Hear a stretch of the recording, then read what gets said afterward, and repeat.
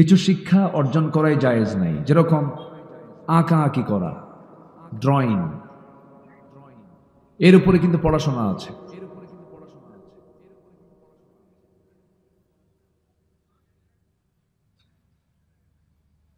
এই পৃথিবীতে আল্লাহ রাব্বুল আলামিন যে সমস্ত বান্দাকে সবচাইতে বেশি শাস্তি দিবেন জাহান্নামের, এর মধ্যে একটা শ্রেণী হচ্ছে আশাদ্দুন নাসি আযাবান ইয়াউমাল কিয়ামাহ আল মুসাউবিরুন, যারা চিত্রশিল্পী, যারা কোনো কিছু আঁকাবে, কোনো জীবের আকৃতি যারা হাতের দ্বারা যারা অঙ্কন করবে, আল্লাহ রাব্বুল আলামিন বলছেন তাদের শাস্তি সবচেয়ে বেশি দেওয়া হবে। তো অঙ্কন শিল্পী আমার দেশে আছে না নাই? এটাও কিন্তু শিক্ষা। তাহলে নাচের শিক্ষা আছে, অশ্লীল গানের শিক্ষা আছে, এরপরে আঁকাআঁকির শিক্ষা আছে, ড্রয়িং আছে, এগুলোর শিক্ষা। আবার আজকে মারকাজুল হুদা মাদ্রাসার কিছু ছাত্রদেরকে আমরা পুরস্কৃত করলাম, তারা কোরআনটাকে সুন্দর করে পড়ার জন্য তারা পুরস্কৃত হয়েছে। বলি আলহামদুলিল্লাহ, জোরে বলি আলহামদুলিল্লাহ। সম্মানিত ভাইয়েরা, পড়াশোনার গুরুত্ব সবচাইতে বেশি। আল্লাহ রাব্বুল আলামিন এই কোরআন যে নাজিল করেছেন, এই কোরআন নাজিলের যে অভিষেকটা, যেটা শুরু হয়েছে, স্টার্ট হয়েছে, আমার নবীজি একটা পাহাড়ের গুহার ভিতরে দীর্ঘ 5 বছর ধ্যানমগ্ন ছিলেন। কয় বছর? 5 বছর। 35 যখন তার বয়স, 35 থেকে শুরু করে 40 বছর পর্যন্ত তিনি সেই পাহাড়ের গুহার ভিতরে তিনি ধ্যানমগ্ন ছিলেন। সেই পাহাড়টার নাম হলো জাবেলে নূর। বলুন তো সেই পাহাড়ের নাম কি? জাবেলে নূর। আর যে গুহাটা, এই গুহার নাম হলো গারে হেরা। গারে হেরা, হেরা নামক গুহা। এই গুহার ভিতরে তিনি এই দীর্ঘ সময় তিনি ধ্যানমগ্ন ছিলেন। নবীর কাছে সময়ের পরিক্রমায় গতানুগতিকভাবে পূর্বের সকল নবীর কাছে যে ফেরেশতা এসেছিলেন ওহী নিয়ে, এই নবীর কাছে সেই ফেরেশতায় আসলেন। সেই ফেরেশতার নাম কি? জিবরাইল আলাইহিস সালাতু ওয়াস সালাম, জিবরিল আমিন আলাইহিস সালাতু ওয়াস সালাম। তিনি আসলেন, এসে আমার নবীজিকে 5টা আয়াত উপহার দিলেন। কয়টা আয়াত? কোন সূরা? বলুন। সূরা আলাক। জি, এই তো। আমি যে প্রশ্ন করছি, কষ্ট পাচ্ছেন না তো? প্রশ্ন করলে দুটো উপকার। একটা হচ্ছে নাম্বার 1, মনোযোগিতা নষ্ট হয় না। আর নাম্বার 2 হলো, প্রশ্ন যত করবে টিচার, ছাত্র তত শিখবে বেশি। আমার কথা কি বোঝা গেল? আমি যদিও টিচারের যোগ্যতা রাখি না, আমি তো বুঝি আমি আব্দুল আল আমিন, আমার এলেম কালাম কদ্দুর। কোনো এলেম কালাম তো তেমন কিছু নাই। মানুষ আসে, কিছু কথা বলি, আমি তো নিজের বিষয় নিজে যত জানি, আমার চাইতে আর কে বেশি জানে না। তো আমি যদিও যোগ্যতা রাখি না, যেহেতু আমাকে এখানে বসানো হয়েছে, শিক্ষক যদি না মনে করা হয় তাহলে কি আর শেখা যাবে? শেখা যাবে না, এটাই নিয়ম। তো আমার নবীর কাছে প্রথম যে 5টা আয়াত আল্লাহ পাক দিয়েছেন, সেই 5টা আয়াত সূরাতুল আলাকের প্রথম 5টি আয়াত। প্রথম যে হুকুমটা দেওয়া হয়েছে, সেই হুকুমটাই হলো পড়ো। বলেন তো, কি বলেন তো? পড়ো, ইকরা, পড়ো। তাহলে যদি প্রশ্ন করা হয় কোরআনে কারীমের প্রথম হুকুমটা কি, যদি প্রশ্ন করা হয় যে আল্লাহ তাআলা যে কোরআনটা নাজিল করেছেন, এই কোরআন যে নাজিল করা হয়েছে, প্রথম যে হুকুম দিয়ে নাজিল করা হয়েছে, সে প্রথম হুকুমটা কি? বলেন। পড়ো, ইকরা, পড়ো। তাহলে প্রথম হুকুম যদি পড়ো হয়, এটার দাম তো নাই, এটার গুরুত্ব নাই নাকি? আচ্ছা, এই পৃথিবীর প্রথম যে মানুষ, আমাদের সবার পিতা যিনি, তিনি কে? জোরে বলেন। আচ্ছা, উনি এখন যারা খ্রিস্টান তাদেরও পিতা, যারা ইহুদি তাদেরও পিতা, যারা নাসারা তাদেরও পিতা, যারা বুদ্ধিস্ট তাদেরও পিতা, যারা হিন্দু তাদেরও পিতা। দেখেন না, ইন্ডিয়ানরা কিন্তু উর্দু হিন্দি যখন বলে তখন কিন্তু আদমই বলে, মানুষকে আদম বলে। নেক আদমি সে দোস্তি করো, আছে না এরকম? মানে আদমি বলে মানুষকে, ওরা কি বলে? আদমি বলে। ভালো লোকের সঙ্গে, ভালো মানুষের সাথে, মানে মানুষ কি তারা আদম বলে। তো সবার কিন্তু পিতা হচ্ছেন কে বলেন তো? আদম আলাইহিস সালাতু ওয়াস সালাম। তিনি কি অশিক্ষিত ছিলেন? আস্তে কয়। আচ্ছা, প্রথম মানুষ কি সাধারণ মানুষ না নবী ছিলেন? তাহলে পৃথিবীর প্রথম মানুষটা কি ছিলেন? নবী। আমরা কার সন্তান? আবার আদম কয়, বলেন, আবার বলেন, আমরা কার সন্তান বলেন? তাহলে আমরা কিন্তু নবী সন্তান। কিন্তু চিন্তা করেন, আমাদের বাপ নবী ছিলেন। আমাদের বাপ কি ছিলেন? তাহলে পীরের ছেলে যদি পীরজাদা হয়, নবীর ছেলে কি হবে? নবীজাদা। নবীর ছেলে নবীজাদা। তাহলে আমরা সব নবীজাদা। আস্তে কয়, আমরা সব কি জাদা? দাম কি কম? কম না তো, অনেক দাম। আমি তো মনে করি যারা পীরের ছেলে পীরজাদা লেখে, এটার চাইতে আমাদের সম্মান তো কোনো অংশ কম না। আমরা নবীর সন্তান, আমরা। এটা বিশাল ব্যাপার। সেই আমাদের আব্বা, আমাদের বাপ, আমাদের সবার বাপ, তিনি এত জ্ঞানী ছিলেন, তার মতো জ্ঞানী মানুষ পৃথিবীতে আর দ্বিতীয়টা আসবে না। জোরে বলি সুবহানাল্লাহ। আল্লাহ রাব্বুল আলামিন বলেন, ওয়াল্লামা আদামাল আসমাআ কুল্লাহা। আল্লাহ রাব্বুল আলামিন আদম আলাইহিস সালাতু ওয়াস সালামকে পৃথিবীর যত কিছু আছে সব কিছুর নাম একটা একটা করে পরিচয় সহ নামগুলো শেখায় দিয়েছিলেন। পৃথিবীতে কোনো জ্ঞানী বাহাদুর আছে এরকম? সব কিছুর নাম জানে? আমের যত জাত আছে, আমের জাতি তো বলতে পারবে না। হ্যাঁ, মাছের যত জাত আছে বলতে পারবে? সমুদ্র জগতে যত প্রাণী আছে বলতে পারবে? হাইরা আমের জাত কি? ন্যাংড়া, রূপালী, ফজলি, হিরসাপাতি, গোপালভোগ, রানীভোগ, রাজভোগ, হিমসাগর, তারপরে কি হাড়িভোগ, হাড়ি ভাঙ্গা, মাজা ভাঙ্গা। কি বলেন? আমি তো 10-12টা কইলাম। এরকম শতাধিক নাম শুধু আমেরই আছে। কত জাত! একটা মাছের কত জাত! সব কিছুর নাম একটা একটা করে শিখিয়ে দিয়েছেন আল্লাহ তাআলা আমার বাপ আদমকে। জোরে বলি সুবহানাল্লাহ। মানুষ নাকি, এখনকার মানুষ নাকি খুব জ্ঞানী। হ্যাঁ, বলে না যে আধুনিক দুনিয়া খুব জ্ঞানী মানুষ। কে কইছে? Old is gold, old is gold. পুরাতনটাই স্বর্ণ, আগেরটাই হলো স্বর্ণ, আগেরটাই হচ্ছে স্বর্ণালী। আগের মতো কখনো পরেরটা হয় না। আগে যেটা সেটাই ভালো থাকে। আলহামদুলিল্লাহ বলেন, জোরে বলি আলহামদুলিল্লাহ। আদম আলাইহিস সালাম প্রচন্ড মেধাবী লোক ছিলেন। আল্লাহ পাক তাকে বানায়া জান্নাতে একা রাখলেন। একা ভাল লাগলো না। উনি বলেন, আল্লাহ আমি একা থাকতে পারবো না, আমার একটা হেল্পার দাও, জীবন সঙ্গে দিয়ে দাও। সাথে কাকে দেওয়া হলো? উনি আমাদের কি হন? মা হন। এই দুইজনই তো, এই দুজন থেকেই আল্লাহ পাক গোটা পৃথিবীতে মানুষ ছড়িয়ে দিলেন। এই দুইজন থাকলেন জান্নাতের ভেতরে। জান্নাতের মধ্যে থাকার সঙ্গে সঙ্গে আল্লাহ রাব্বুল আলামিন একটা নির্দেশনা দিয়ে দিলেন, ফালা তাকরাবা হাযিহিশ শাজারা। ওই নিষিদ্ধ গাছের দিকে যাবা না, ওই এরিয়াতে যাবা না।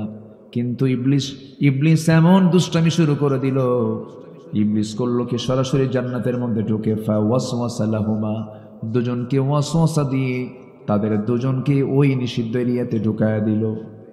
শয়তান তো কেশবপুর চেনে না। আসতে কয়, কেশবপুর চেনে? শয়তান জান্নাতও চেনে। চিন্তা করা যায়। আমি তো মাঝে মাঝে চিন্তা করি, আল্লাহ তুমি শয়তানকে এত পাওয়ার দিছো। জান্নাতের মধ্যে ঢুকে আমাদের আব্বা আদমকে, তার মা, আমার মাকে সহ ফাযাল্লাহুমা শাইতান, একদম পদস্খলন ঘটায় দিছে। জান্নাতের পোশাক খুলে গেছে, আর থাকতে পারতেছেন না। আল্লাহ বলেন, আজম ভালোই ছিলা, কিন্তু উপায় তো নাই, ওয়াসওয়াসা দিয়ে তোমারে তো সরাইয়া দিলে। তুমি এখন দুনিয়াতে যাও, আমার পক্ষ থেকে হেদায়েতের কিতাব চলে যাবে। এটাকে যে মানবে তার কোনো ভয় নাই। জোরে বলি সুবহানাল্লাহ। ওই যে আসলেন তারা দুজন। তাহলে এই পৃথিবীর প্রথম বাসিন্দা কয়জন? বলেন কয়জন বাসিন্দা? দুজন বাসিন্দা। প্রথম দোয়া তারা করেছেন, একটা দোয়া করেছেন। ওরে মাশাআল্লাহ, আর কেউ আসেন না, মানুষ ওইদিকে চায় থাকে, বুঝলেন? প্রথম বাসিন্দা দুজন পৃথিবীতে এসে একটা দোয়া করেছিলেন। সে দোয়াটা আমরা সবাই পারি, কিন্তু এটা দিলটা খুলে আমার সঙ্গে সবাই আওয়াজ দিয়ে দিয়ে বলবেন, এটা আমাদের সবার নিজেদের দোয়া। সবাই বলুন, রব্বানা যালামনা আনফুসানা ওয়া ইল্লাম তাগফির লানা ওয়া তারহামনা লানাকুনান্না মিনাল খাসিরিন। দুজন দুনিয়াতে পড়ে এই দোয়াটা করলেন, আল্লাহ নফসের উপরে জুলুম করেছি, মাফ করে দাও। তুমি যদি না মাফ করো ক্ষতিগ্রস্ত হয়ে যাব। আল্লাহ শয়তান তো ওয়াসওয়াসা দিয়েছিল, শয়তান যদি আমার বাপকে মা দুজনকে যদি ওয়াসওয়াসা দেয়, শয়তান মনে হয় আমাদের ওয়াসওয়াসা দেওয়ার জন্য নাই। আসতে বলবেন না, আছে না নাই? আচ্ছা, লেগে আছে। এখানেও নাই? এখানে আছে না নাই? এখানেও আছে। ও খুব সিরিয়াস জিনিস। সুম্মা লাআতিয়ান্নাহুম মিন বাইনি আইদিহিম ওয়া মিন খালফিহিম ওয়া আন আইমানিহিম ওয়া আন শামাইলিহিম ওয়া লা তাজিদু আকসারুহুম শাকিরিন। ডানে বামে সামনে পেছন থেকে সব দিক থেকে অ্যাটাক করে শয়তান। তো আমি মূল বিষয়টার দিকে যাচ্ছি। আমার নবীর কাছে প্রথম যে ওহীটা নাজিল হলো, কয়টা আয়াত বলেন তো? 5টা আয়াত। এই 5টা আয়াত যখন রাসূলকে উপহার দেওয়া হলো, বলা হলো যারা পারেন ঠোঁট মিলিয়ে বলুন, ইকরা বিসমি রাব্বিকাল্লাযী খালাক খালাকাল ইনসানা মিন আলাক ইকরা ওয়া রাব্বুকাল আকরামুল্লাযী আল্লামা বিল কলম আল্লামাল ইনসানা মা লাম ইয়ালাম। জোরে বলুন আল্লাহু আকবার।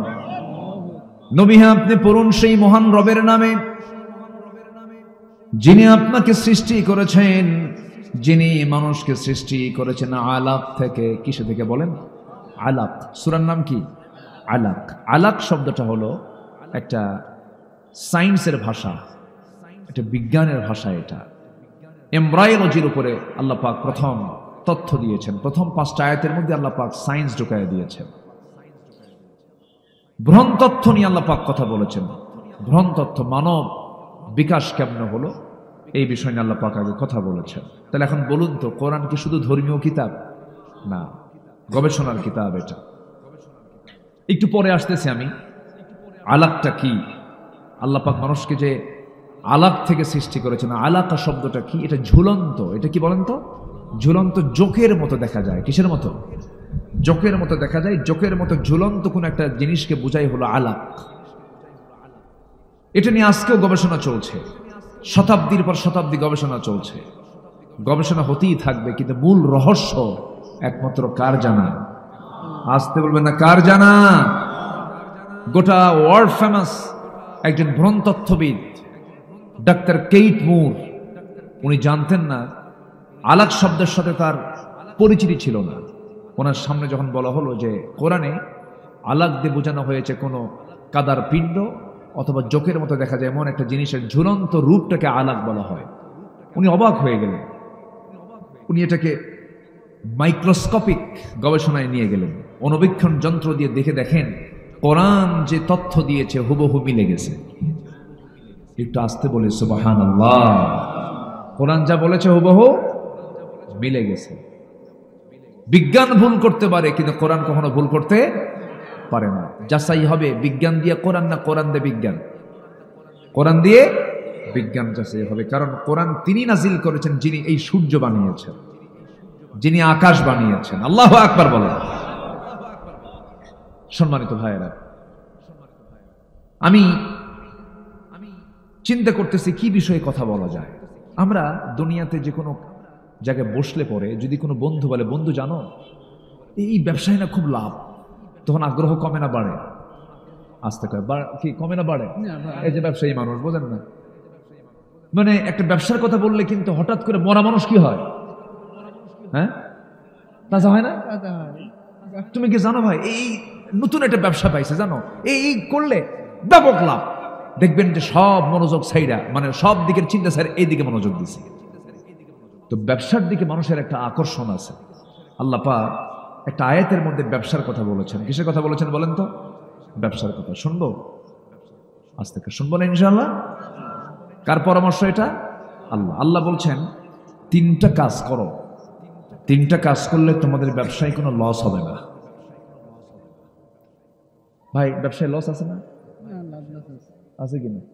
লাভও আছে, লসও আছে, মাঝে মাঝে পুঁজিও থাকে না, এরকম হয় না? মানে পুঁজিও শেষ, লাভ তো নাই, পুঁজিও নাই। কিন্তু আল্লাহ বলছেন বান্দা আমি তোমাকে এমন একটা ব্যবসার কথা বলবো যে ব্যবসায় লস তো দূরের কথা, শুধু লাভ আর লাভ, যে ব্যবসায়ী কোনো লসের সম্ভাবনাই নাই। জোরে বলি সুবহানাল্লাহ। যাব সেই ব্যবসার দিকে যাব? আল্লাহ পাক কি সুন্দর করে বলছেন। আল্লাহ রাব্বুল আলামিন বলেন ইন্নাল্লাযীনা ইয়াতলুনা কিতাবাল্লাহি ওয়া আকামুস সালাতা ওয়া আনফাকু মিম্মা রাযাকনাহুম সিররাও ওয়া আলানিয়াতান ইয়ারজুনা তিজারাতান লান তাবুর। জোরে বলুন আল্লাহু আকবার। তোমরা 3টা কাজ করো, 3টা কাজ করলে পরে আমি আল্লাহ বলে দিচ্ছি কখনো অসম্ভব তোমাদের এই 3টা কাজের ব্যবসায় কোনোদিন তোমাদের লস হবে না। 3টা কাজ তোমরা দুনিয়া থেকে করে আসো আমার কাছে। ইন্নাল্লাযীনা ইয়াতলুনা কিতাবাল্লাহ, নাম্বার 1 হলো আল্লাহর যারা কালাম তেলাওয়াত করবে তাদের কোনো লস নাই। আল্লাহর কালাম যারা তেলাওয়াত করবে তাদের কোনো লস নাই। যে দেহে তেলাওয়াত বেশি সেই দেহে অসুখও কম। অসুখ হবে না তা না, অসুখ হবে কিন্তু কম হবে। আপনি আপনার শরীরকে সুস্থ রাখতে চান? যদি সুস্থ রাখতে চান ফজরের আগ দিয়ে উঠবেন, তাহাজ্জুদ পড়বেন, নামাজ পড়বেন, আল্লাহর কালাম তেলাওয়াত করবেন। আমার বিশ্বাস জটিল কোনো রোগ আপনার জীবনে স্পর্শ করবে না। জোরে বলি সুবহানাল্লাহ। এটা আমার দাদি দাদা তাদের আমলে এটা ছিল, তারা করেছেন। আমার দাদিকে নিজের চোখে দেখেছি আমি। আমার দাদির 85 বছর বয়স, চোখে চশমা লাগে নাই। চোখে চশমা লাগেনি কেন? তারা সকালের শিশির ভেজা, ওই ঘাসের উপরে যে শিশিরগুলো পড়ে, ওই শিশির ভেজা সকালে তারা ঘুরেছেন। আর ওই শিশির যখন কোনো বান্দার চোখে লাগে চোখ নষ্ট হয় না। জোরে বলে সুবহানাল্লাহ। আমার বন্ধুগণ, আল্লাহর কালাম তেলাওয়াত করলে পরে অসুস্থ মানুষ সুস্থ হয়ে যায়, কারণ কোরআন আল্লাহ পাক নাজিল করেছেন শেফা করে। ওয়ানুনাজ্জিলু মিনাল কুরআনি মা হুয়া শিফাউন ওয়া রাহমাহ। কোরআন নাজিল করেছি তোমাদের জন্য শেফা করে, রহমত করে নাজিল করেছি। যে বান্দার জীবনে কোরআন তেলাওয়াত আছে তার জীবনে রহমত আছে, তার জীবনে আরোগ্য আছে। আর যে ব্যক্তি কোরআনের মতো কিতাবটাকে তেলাওয়াত করতে পারে নাই তার জীবনে কোনো সুস্থতা নাই, সে কোনোদিন সুস্থ থাকতে পারবে না। আল্লাহর কালাম যেই দেহের মধ্যে আছে সেই দেহের মধ্যে বড় ধরনের কোনো রোগ বাসা বাঁধতে পারে না। জোরে বলি সুবহানাল্লাহ। আমরা কোরআন শুনবো বেশি বেশি, গান শুনবো কম। গান শুনবে?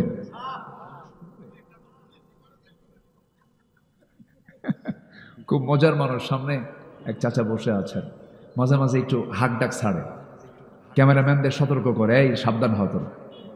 খুব সুন্দর, খুব মিশুক মানুষ। যে যেটা শোনা জায়েজ নাই সেটা অল্পও জায়েজ নাই, বেশিটাও জায়েজ নাই। যেটা হারাম, আপনি এক ঢোক মদ খেলেও হারাম, এক বোতল মদ খেলেও হারাম। হারাম তো হারাম, হারামের কাছে আমরা কেউ যাব না। জান্নাত যাওয়ার সহজ সূত্র হলো কি জানেন? জান্নাত পাবার সহজ সূত্র হলো হারামকে ছেড়ে দেওয়া, হালালকে গ্রহণ করা, বান্দা জান্নাত পেয়ে যাবে। এটা কি সহজ সূত্র না? হারাম ছেড়ে দেব, হালাল গ্রহণ করে নেব, ব্যাস অঙ্ক তো মিলে গেল। হারামটা মাইনাস করে ফেলবো, হালালটা ধরে ফেলবো, বাস আমার জান্নাত কি কি হয়ে গেল। ওয়াজ তো বেশি লাগে না, সামান্য কথাই যথেষ্ট হয়ে যায়। সম্মানিত ভাইয়েরা, তাহলে এক নাম্বার কাজ, আমরা কোনোদিন লস হবে না আমাদের, সেটা হচ্ছে আমরা কি তেলাওয়াত করবো বলেন তো? কোরআনটাকে তেলাওয়াত করব। সম্মানিত ভাইয়েরা, এটা এমন একটা কিতাব, এর মধ্যে অতিরিক্ত কোনো কথা নাই। এর চাইতে আকারে বড়, বাক্যের দিক থেকে বড় বহু বই পৃথিবীতে আছে, আকারে বড় অনেক বড় বই আছে, পাণ্ডুলিপি আছে। কিন্তু কোরআন কিন্তু আকারে বাক্যে খুব যে বেশি বড় কিতাব তা কিন্তু নয়। কিন্তু এটা এমন একটা কিতাব, সকল পৃথিবীর সকল জ্ঞান এর মধ্যে আল্লাহ পাক রিজার্ভ রেখে দিয়েছে। জোরে বলে সুবহানাল্লাহ। এর মধ্যে আল্লাহ পাক মশার কথা বলেছেন। কিসের কথা? মশা। মশা কি করে? কামড় দেয় না? কামড় দেয়। আচ্ছা, মশা কি মানে আল্লাহ তাআলা এই মশার কথা যখন বললেন কোরআনে, তখন কাফেররা বলল, তোমার আল্লাহর কাম নাই কাজ নাই, কোরআনের মতো একটা কিতাবের মধ্যে আবার মশার কথা বলা লাগে? এই কথা বলে ফেল। কাফেরদের তো দোষ ধরার কোনো আগাগোড়া নাই, ওরা তো সবকিছু দিয়ে দোষ ধরতো শুধু। আল্লাহ পাক মশার একটা উদাহরণ কোরআনে কারীমের মধ্যে দিয়েছেন, এই জন্য তারা বলল। আল্লাহ রাব্বুল আলামিন বলেন, ইন্নাল্লাহা লা ইস্তাহি আন ইয়াদরিবা মাসালান মা বাউদাতান فما فوقها فأما الذين آمنوا فيعلمون أنه الحق من ربهم وأما الذين كفروا فيقولون ماذا أراد الله بهذا مثلا يضل به كثيرا ويهدي به كثيرا وما يضل به إلا الفاسقين جربنا الله أكبر আল্লাহ রাব্বুল আলামিন মশা অথবা তদূর্ধ্ব কোনো বস্তুকে উপমা দিতে, এক্সাম্পল দিতে লজ্জাবোধ করেন না। আর কাফেররা বলে, তোমার রব এই মশার উদাহরণ দিয়ে কি ফায়দা হয়েছে, এই জায়গায় কি লাভ এখানে?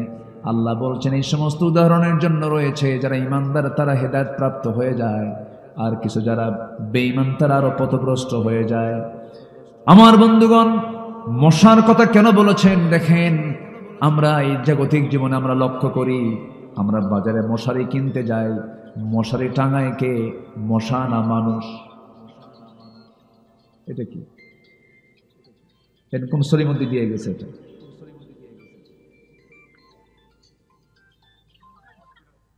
মাশাআল্লাহ। হ্যাঁ জি, এটার মালিককে জরিমানা করা দরকার। বুঝি না কিছু, এগুলো আমার বুঝে আসে না, অচেতন ব্যক্তি এগুলো সব। মোবাইল থেকে ডিস্টার্বিত, মোবাইল দেখেন না, এর তো কোনো আইন কানুন নাই। রাত ৩টার দিকেও ফোন দেয়। একদিন রাত ৩টার দিকে ফোন দিয়ে বলে, হুজুর আমি আপনার খুব ভক্ত, আপনার ওয়াজ শুনতেছে আর কাঁদতেছে, দোয়া করেন। বলেন তো ৩টার দিকে দোয়া হয়? হ্যাঁ, কি কথা কি তো বললাম না, ঠিক আছে দোয়া করি আপনার জন্য। আবেগে থাকে না, সমস্যা নাই, থাকুক, একটু সাইলেন্ট করে গেলে তো হতো। মসজিদে নামাজ শুরু হয়, এদিকে রিংটন বাজে। এখন তেলাওয়াত শুনবেন না রিংটন শুনবেন? বলে এক আজাব, সমস্যা। তো যাই হোক, আমার দিকে তাকান, কষ্ট পাচ্ছেন নাকি আপনারা? তো মশা থেকে বাঁচার জন্য মশারি কিনি আমরা। তো মশারি কি মশা টাঙায় না মানুষ টাঙায়? আচ্ছা বলেন তো, বিপদে কে থাকে, মশা না মানুষ? আচ্ছা এখন বলেন তো, শক্তিশালী কে? হ্যাঁ, মানুষ। তো আপনি জেলখানায় কেন? মশারি তো একটা জেলখানা। তাহলে আপনি চতুর্দিকে বারবার চেষ্টা করছেন যেন কোনো ছিদ্র পথে যেন মশারি ভেদ করে যেন মশা না ঢোকে। আমাকে বাঁচতেই হবে, কারণ ওর একটা কামড় ডেঙ্গু হয়ে যাবে পঙ্গু। কি ঠিক আছে না? ডেঙ্গু হয়ে যাবে পঙ্গু, চিকুনগুনিয়া মারাত্মক অবস্থা, মশার কামড় খাওয়াই যাবে না। তাহলে আপনি মশারি টাঙ্গালেন মশার কামড় থেকে বাঁচার জন্য। তাহলে এখন বলুন তো শক্তিশালী কে, মানুষ না মশা? দেখাই তো যাচ্ছে তাই, কারণ ও তো আর মশারি টাঙ্গায়, টাঙ্গাই তো আমরাই মশারি টাঙ্গাই। আমার বন্ধুগণ, এই মশা যত খাবে বেশি, যে মশা যত বেশি রক্ত খাবে তার হায়াত তত বেশি বাড়বে না কমবে।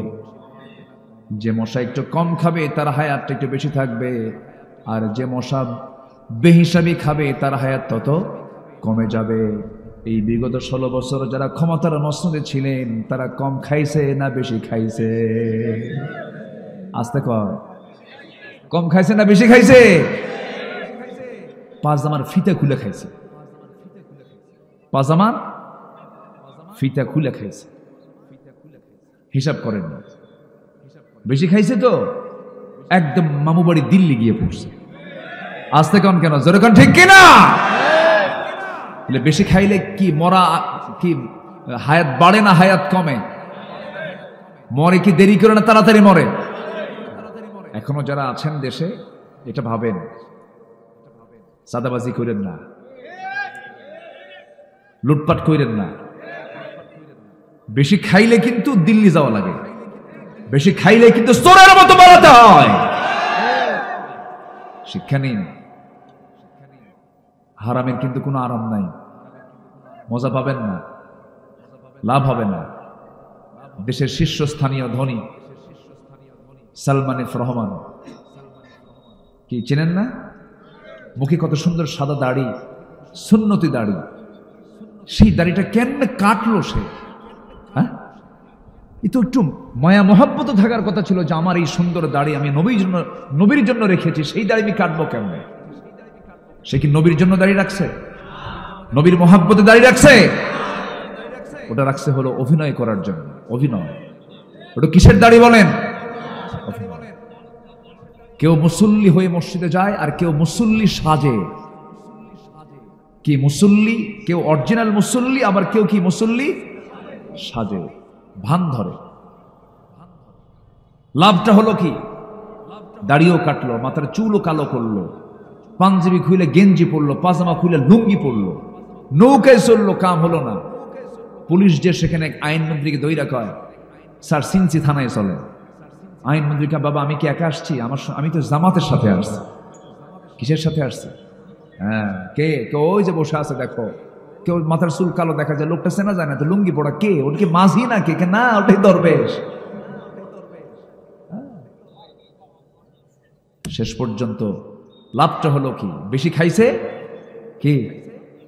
বেশি খাওয়ার ফলাফল কি? বাঁচা না মরা। তাহলে মশা থেকে শিক্ষা আছে না নাই? আছে, মশা থেকে শিক্ষা আছে। কি উদাহরণ আল্লাহ পাক দিয়েছেন? মশা। নাম্বার 1, বেশি খায় তাড়াতাড়ি মরে মশা। নাম্বার 2 হলো এই মশাটা এমন একটা প্রাণীর নাম, আল্লাহ রাব্বুল আলামিন এই প্রাণীর নামে উদাহরণ দিয়েছেন। অবশ্যই কিছু কারণ আছে, অবশ্যই কিছু কারণ আছে। এই মশা যখন কামড়ায় মানুষকে, পুরুষ মশা কামড়ায় না, মহিলা মশা কামড়ায়। বলেন পুরুষ মশা না মহিলা মশা? খালি মহিলা বলা যাবে না তো, মহিলা কামড়ায় তাহলে তো মুশকিল, বাড়িতে যা থাকবেন কেমনে? আমরা কামড়াই, এই নিয়ে তো মারামারি শুরু হয়ে যাবে। মহিলা মশা বলতে হবে, মহিলা মহিলা বললে তো কাম সারাবে। হ্যাঁ, মহিলা মশা, হ্যাঁ মহিলা মশা। জি, বউ দেখে ভয় লাগে না আপনাদের? এই বউকে ভয় করেন না আপনারা? এই যে ভয় করে, দেখছেন চাচা বেশি ভয় করে। ভয় তারাই করে না যাদের বউ নাই। বউ যার আছে, বউকে ভয় করে না, এরকম কোন লোক দুনিয়াতে নাই। বউকে ভয় করতেই হয়। তুমি কত বড় হুজুর আমার জানা আছে, বসো এখানে। কি ধমক মারে না? ধমক মারে না? স্ত্রীর কাছে স্বামী, স্বামীর কাছে স্ত্রী, এটা আলাদা একটা মাওয়াদ্দাতুন ওয়া রাহমা। আল্লাহু আকবার বলে। সব জায়গায় বুজুর্গি চলে, বইয়ের কাছে বুজুর্গি একটু কঠিন। হ্যাঁ, বইয়ের কাছে বুজুর্গি একটু কঠিন। কিন্তু তুমি কত বড় বুজুর্গ আমার জানা আছে, এই কথা বলে একদম কাইদ করে রেখে দেয়, কোনো উপায় না। তো মশা কামড় মানে হলো মহিলা মশা। কি মশা কামড়ায়? মহিলা মশা কামড়ায়। স্ত্রী মশা কামড়ায় আল্লাহ রাব্বুল আলামিন স্ত্রী মশার কথা এখানে বলেছেন। দেখুন কোরআন যে সায়েন্সের কথা বলে, পৃথিবীতে কোনো পুরুষ মশা কামড়ায় না, নারী মশা কামড়ায়, স্ত্রী মশা কামড়ায়। মশা কামড়ের মধ্য দিয়ে বংশ বিস্তার হতে থাকে, এটা পুরুষ মশার কাজ না, এটা স্ত্রী মশার কাজ। এরপরে মৌচাকে মধু থাকে, ওই মৌচাকের মধ্যে যে মধুগুলো ডিপার্টমেন্টগুলো চালায়, এই মৌমাছিটা পুরুষ মৌমাছি না, স্ত্রী মৌমাছি, রানী মৌমাছি। কি মৌমাছি? রানী মৌমাছি। এদের মধ্যে কিছু ক্লাস আছে, কিছু আছে ওয়ার্কার, কর্মী মৌমাছি, পুলিশ মৌমাছি, রানী মৌমাছি। রানী মৌমাছির কাজ হলো মৌচাককে কন্ট্রোল করা, মৌচাকের কোনো মধু যেন জার্ম না হয়। কোন কর্মী মৌমাছি যখন মৌচাকে মধু নিয়ে আসবে ফুল ফল থেকে সংগ্রহ করে, তার পা চেক করার জন্য সেখানে অ্যাডমিনিস্ট্রেশন কিছু মৌমাছি আছে, প্রশাসনের কিছু মৌমাছি আছে।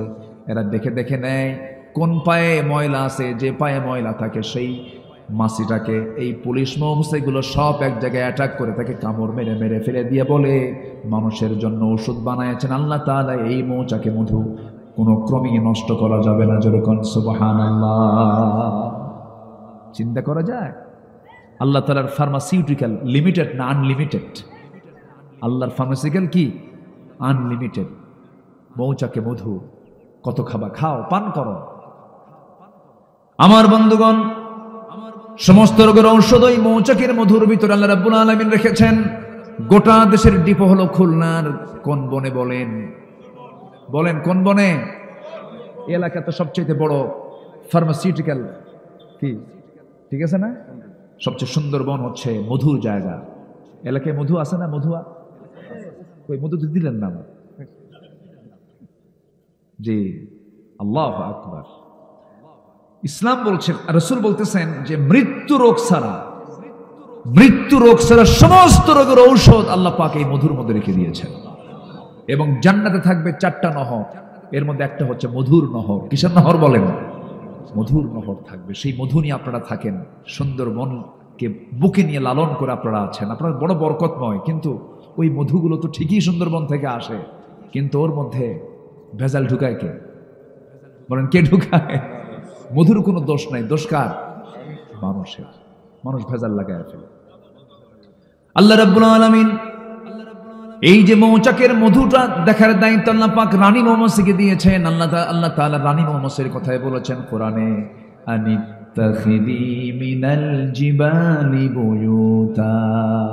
আনিত্তাখিদি, এখানে যারা আলেম উলামা আছেন এটা মুয়ান্নাসের সিগা। আনিত্তাখিদুনা, আনিত্তাখিদি মিনাল জিবালি বুয়ুতা।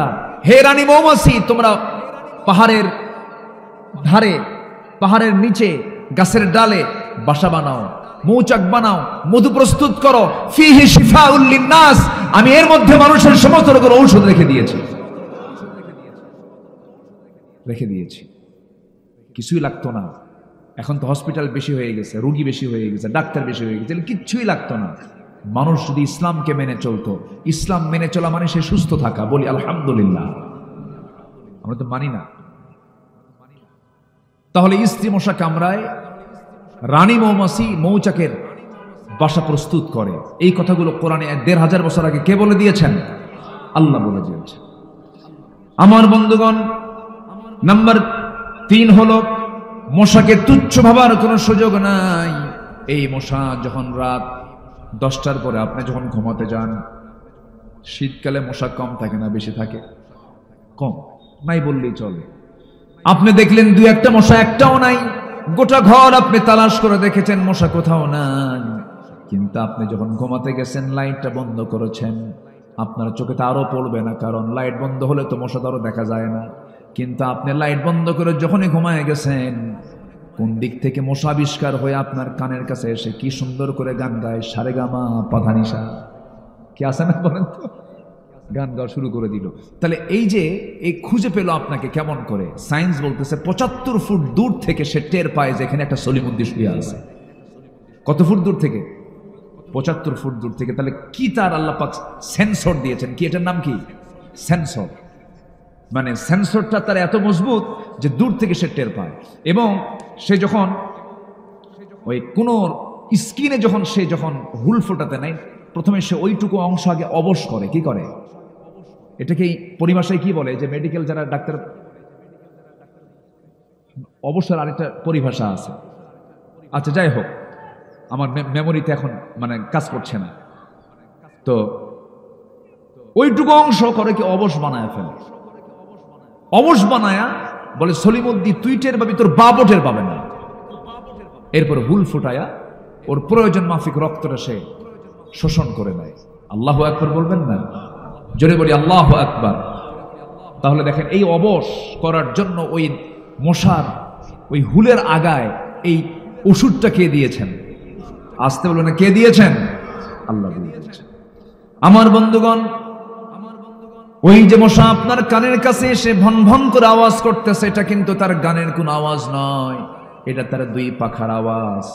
সায়েন্স বলতেছে তার যে পাখা নড়ায় সে প্রতি সেকেন্ডে মনোযোগ দিয়ে শুনুন, প্রতি সেকেন্ডে সে তার পাখা দুইটা নড়ায়, প্রতি সেকেন্ডে 500 থেকে 600 বার, 500 থেকে 600 বার সে তার পাখা নড়ায়।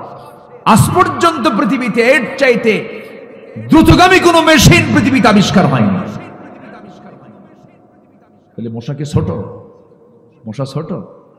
মাছি এটাও কম না। মাছির চোখ হলো 3টা, দুই দিকে 2টা, সামনে আরেকটা, চতুর্দিকে মুভিং আয়, চতুর্দিকে এরকম করে দেখে সলিমুদ্দিন হামলা করলো কিনা। কোথাও যখন সে বসে, বসার সঙ্গে সঙ্গে তার দুই পাশে 2টি অ্যান্টিনা আছে, অ্যান্টিনা ছেড়ে দেয়, অ্যান্টিনার সামনে খাড়া করে রাখে। যখন কোনো চাপ, যখন কেউ হামলা করতে নেয়, তখন অ্যান্টিনা সিগন্যাল দেয়, এই হামলা করতে তাড়াতাড়ি ওঠ। আল্লাহু আকবার বলবেন না? তার লাইফ সিকিউরিটি কে দিয়েছেন? আসতে বলবেন না, কে দিয়েছেন? নাম্বার 4 হলো, মশাকে নিয়ে দুর্বল মনে করার কোনো সুযোগ নাই, কারণ এই পৃথিবীতে একজন কাফের মশার কামড় খায়া দুনিয়া থেকে বিদায় নিয়েছে, যার মাথার মধ্যে আল্লাহ পাক ব্রেনের মধ্যে মশা ঢুকাইছিলেন, তার নাম কি? এই তো আল্লাহ কোরআনে যা বলেছেন সব অকাজের না কাজের? অকাজের না কাজের? কাজের বলে দিয়েছে। সম্মানিত ভাইয়েরা, আরেকটা প্রাণীর নামে সূরা আছে, সেটা হচ্ছে মাকড়সা। মাকড়সার বাড়ি কোথায়? আসতে কয়, মাকড়সার বাড়ি কোথায় বলেন?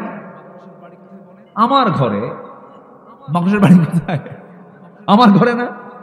আসতে কয়, কি আমার ঘরে না? আপনার ঘরে না? আমার ঘরে মাকড়সার বাসা। সে বাসাটা সে বানায়, বানাতেও সময় লাগে না, শেষ হতেও সময় লাগে না, শুধুমাত্র একটা ফু মারা দরকার। ফু মারলে কি মাকড়সার বাসা শেষ হয়ে গেল। কিন্তু আপনি কি দেখেছেন, সে মাকড়সা যখন সে বাসাটা বানায়, যদি অল্প সময়ে বানায়, কিন্তু এত সুন্দর করে তার রেখা, এত সুন্দর তার ডিজাইন, এত সুন্দর ডিজাইনের এই জ্ঞান ওই ছোট্ট মাথার মধ্যে কে দিল? আসতে বলবেন না, কে দিয়েছে? আল্লাহ দিয়েছে। আল্লাহু আকবার, আল্লাহু আকবার। আমার বন্ধুগণ, আল্লাহ রাব্বুল আলামিন এই আনকাবুত নিয়ে কথা বলেছেন, মাসালুল্লাযীনা ইত্তাখাযু মিন দুনিল্লাহি আউলিয়া কামাসালিল আনকাবুত ইত্তাখাযাত বাইতান ওয়া ইন্না আওহানাল বুয়ুতি লাবাইতুল আনকাবুত লাউ কানু ইয়ালামুন। আল্লাহকে ছাড়া যারা অন্য কাউকে যারা মুরব্বী মনে করবে, গার্ডিয়ান মনে করবে, প্রকৃত অভিভাবক মনে করবে, যারা অন্য কাউকে বন্ধু বানাবে, ওলি বানাবে, তাদের দৃষ্টান্ত হলো, আল্লাহ পাক বলছেন, তাদের উপমা হলো, তাদের দৃষ্টান্ত হলো মাকড়সা। কি? মাকড়সা। কেমন করে দেখেন, সায়েন্স আজকে জরিপ করেছে, একটু কানটা আমরা একটু খাড়া করব, মনোযোগ দিয়ে শুনবো। মাকড়সাকে নিয়ে সম্প্রতি জুওলজি ডিপার্টমেন্ট গবেষণা করে দেখেছে, প্রাণীবিদ্যা যারা প্রাণী নিয়ে যারা গবেষণা করেন, জুওলজি বলছে বিশ্বে হাজার হাজার প্রজাতির মাকড়সা রয়েছে। কিছু কিছু প্রজাতি প্রজননের পর তার স্বামীকে হত্যা করে ফেলে। কেমন করে দেখেন, ইন্টারকোর্স যখন হয়ে গেল, পুরুষ মাকড়সা এবং স্ত্রী মাকড়সার যখন যৌন মিলন হয়ে যায়, যৌন মিলন হয়ে যাওয়ার পরে এই মাকড়সার মধ্যে কিছু কিছু আছে ব্ল্যাক উইডো, রেড ব্যাক মাকড়সা, এরকম বিভিন্ন মাকড়সা আছে, বিভিন্ন প্রকারের বিভিন্ন প্রজাতির মাকড়সা আছে। আমার এলাকার এখানকার টিকটিকি আর ঢাকার টিকটিকি দেখতে কিন্তু একটু ভিন্ন রকম। কি? ছোট সাইজ, বড় সাইজ আছে না? মানে সব হলো গুসাপের মানে বংশধর, ঠিক আছে না? একরকম দেখা যায় না, প্রায় একরকম দেখা যায়। মাকড়সার মধ্যে যদি একরকম দেখা যায়, কিন্তু একরকম না, বিভিন্ন প্রজাতি আছে। এর মধ্যে ম্যাক্সিমাম প্রজাতি মাকড়সার চরিত্র হলো ওরা স্বামী স্ত্রী যখন যৌন মিলনে লিপ্ত হয়ে যায়, যৌন মিলনে লিপ্ত হয়ে যাওয়ার পরে যখন ইন্টারকোর্স কমপ্লিট হয়ে যায়, স্ত্রী মাকড়সার প্রচুর খাদ্যের সংকট তার মধ্যে সৃষ্টি হয়ে যায়, প্রচন্ড ভিটামিন শূন্যতায় ভোগে। এই খাদ্যের ঘাটতি পূরণ করার জন্য স্ত্রী মাকড়সার স্বামী মাকড়সাকে কামড় মেরে মেরে ফেলে, তাকে খেয়ে ফেলে। চিন্তা করছেন আপনি? তাহলে আল্লাহ তাআলা যে বলছেন যারা আল্লাহকে ছাড়া অন্য কাউকে বন্ধু বানাবে তাদের দৃষ্টান্ত হলো মাকড়সা। তাহলে যে সংসারে স্ত্রী তার স্বামীকে হত্যা করে, ওটা কি সুখের সংসার? সুখের সংসার? তাহলে আল্লাহ যে উদাহরণটা দিয়েছেন অকাজে না কাজে? কাজে দিয়েছেন। এরকম অসংখ্য দৃষ্টান্ত আল্লাহ পাক কোরআনে দিয়েছেন। এগুলো শিখবো আমরা কোরআন তেলাওয়াত না করে, না তেলাওয়াত করে? তেলাওয়াত করে। এক নাম্বার কাজ হলো আমরা কোরআন তেলাওয়াত করব। জোরে বলি ইনশাআল্লাহ, আর জোরে বলি ইনশাআল্লাহ। আমার বন্ধুগণ, আল্লাহ রাব্বুল আলামিন এই কিতাবটা দিয়েছেন তেলাওয়াত করার জন্য। তেলাওয়াত করলে পরে লাভ হয়ে যাবে, তেলাওয়াত করবেন না আপনি ঠকে যাবেন। আমার বন্ধুগণ, এই তেলাওয়াতটা না শিখলে পরে, তেলাওয়াতটা না শুনলে পরে ওমর তো আজকে জান্নাতি হতে পারতেন না। ওমরে ফারুক রাসূলের কাছে আগে কি ইসলাম কবুলের জন্য গেছেন না মারার জন্য গেছেন? সবাই ইতিহাস জানেন, কি ইসলাম কবুলের জন্য গিয়েছেন? আবু জাহেল বলতেছে, কে আছো? মুহাম্মদ বিন আব্দুল্লাহর কল্লা নিয়ে আসবা। কেউ সাহস পায়নি। সাইয়েদনা ওমর ফারুক গিয়ে বলছেন, আমি আনবো, আমি তাকে হত্যা করবো। বাপ দাদার ধর্মে সে চুলকানি মেরেছে। রওনা দিয়েছেন তিনি। কিন্তু রওনা দিলে হবে কি? আমার নবীজি তার আগে রাত্রিতে দোয়া করেছেন, আল্লাহ তুমি আমার কাছে, তোমার কাছে আমার প্রার্থনা, দুই ওমরের যে কোনো একটা ওমরকে তুমি দ্বীনের জন্য কবুল করে নাও। আমর ইবনু হাকাম, আবু জেরের অপর নাম কিন্তু এটা। আমার রাসূল যখন এই দোয়াটা করলেন, খাত্তাবের ছিল ওমরের দিলটা ইসলামের জন্য কবুল হয়ে গেছে। ওমরে ফারুক রাসূলকে মানার জন্য যান। রাস্তার মধ্যে তিনি আল্লাহর কালাম শুনতে পান একজন সাহাবীর কণ্ঠে। কোন আয়াতটা শুনতে পান? তাহা মা আনজালনা আলাইকাল কুরআনা লিতাশকা। এই আয়াত যখন শুনলেন, ওমরে ফারুকের দিলটা নরম হতে লাগলো। দিল নরম হলে পরে চোখ দিয়ে পানি পড়ে। দিল নরমের লক্ষণ হলো চোখ দিয়ে পানি পড়া। যার দিলটা নরম তার চোখ দিয়ে পানি পড়ে, আর যার দিলটা পাষাণ তার চোখে পানি আসে না। এই জন্য আমরা দিলটা কঠোর বানাবো না নরম বানাবো। এই পৃথিবীতে মার পেট থেকে যখন এসেছি আমরা, আমাদের প্রথম ভাষা হলো কান্না না হাসি? বলেন বলেন বলেন বলেন। মার পেট থেকে এসেছি, প্রথম ভাষা হলো কান্না। আবার এই দুনিয়া থেকে বিদায় নেব আমরা, পৃথিবীর মানুষগুলো কাঁদবে, আমি হাসি মুখে দুনিয়া থেকে বিদায় হব। আমার প্রথম শুরুটা হবে হলো কান্না দিয়া, শেষ বিদায় হবে হাসি দিয়া। কারণ আমি আল্লাহর সামনে আমি দুঃখ নিয়ে যাব না, আমি আনন্দ নিয়ে যাব। এই দুনিয়া হলো কাদার জায়গা। এই দুনিয়াতে যে বান্দা কাঁদতে পারবে, তবে কাদার জায়গায় কিন্তু পৃথিবীতে বান্দার জন্য একটা জায়গায় কান্নার জায়গা। সেটা হচ্ছে কার জায়গায়? কার কাছে বলেন? আল্লাহর কাছে। যুবকরা, বারিশ ভিজায় ফেলো না, রাতের বেলা ঘুম ধরে না। দিন হলে পরে গার্লস স্কুলের সামনে যাইতিমের মতো বসে থাকে। এরকম কিছু যুবক আছে না? কান্দে, বলে হায় রে তোমার সারা বাসন না। এই যে তুমি কাঁদতেছ, এই যে তোমার চোখের পানি তুমি ঝরাচ্ছ, সম্পূর্ণ লস প্রজেক্ট। এটা দিয়ে তোমার কোনো কাজ হবে না, সম্পূর্ণ লস প্রজেক্ট। চুরি ফিতা কিনবা, ফুচকা খাওয়া বা সব লস। সব কি লস? বিয়ার আগে যা কাম কুকাম গুলো করবা সব লস। প্রেমটা মূলত বিয়ের আগে না বিয়ের পরে? আসতে কয় বিয়ের আগে না বিয়ের পরে? বিয়ের পরেই তো প্রেম হবে। কিন্তু আজকে সমাজে আগে বিয়ের আগে না বিয়ের পরে? বিয়ের আগে যদি কেউ প্রেম করে শেষ করো বাবা, বিয়ের পরে কোনো প্রেম খুঁজে পাবা না। বিয়ের পরে হবে সাথে কিলাকিলি।